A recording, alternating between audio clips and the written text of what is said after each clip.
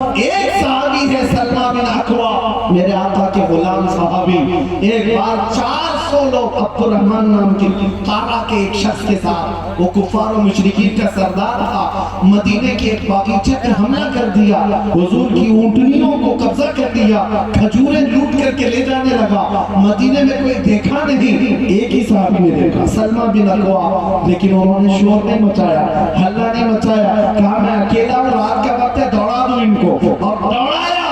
حیرت کی بات ہے کہ 401 آدمی سے ڈر کر بھاگنے بھی لگے، بھاگ بھی گئے، روایت موجود ہے، اور اتنا بھگایا سلمہ بن اکوا جن کو راجل رسول اللہ کہا جاتا ہے، اور وہ 400 لوگ دوڑتے تھے جہاں حضرت سلمہ بن اکوا کا پاؤں پڑتا تھا وہ ڈر کے مارے ہیبت سے کانپتے تھے، اگر کوئی ٹھوکر سے گرتا صرف اس کی گردن پر پیر رکھ کر کے چلے جاتے۔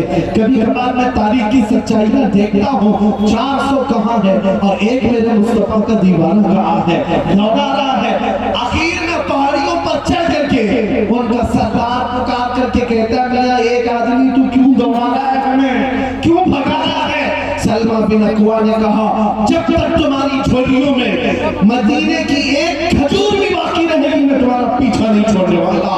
عبد الرحمن قارہ کا جو شخص تھا اس نے اپنے سپاہیوں سے کہا میاں اس کو دے دو سارا لوٹا ہوا مال، چھوڑ دو ان کی اونٹنیاں، کھجوریں پھینک دو۔ سب پھینک دیا اور اپنی جانیں بچا کر جتنے تھے وہ بھاگ کر چلے گئے۔ ایک آدمی ہے لوٹی ہوئی کھجوروں کو واپس لے کر کے مدینے کی طرف خرامہ آ رہا ہے۔ میرے آقا نے پوچھا کہاں سے آ رہے ہو؟ کہا ان 400 کو تنہا بھگا کر کے آ رہا ہوں۔ اعلیٰ حضرت نے لکھا ہے اس سلمہ بن اکوا کو یہ طاقت پر یقین کس بات کا تھا؟ سلمہ بن اکوا کہتے ہیں مجھے اس بات سے بے خوفی اور بے باکی تھی، میں نے اپنا ہاتھ خود رسول اللہ کے ہاتھ میں دیا۔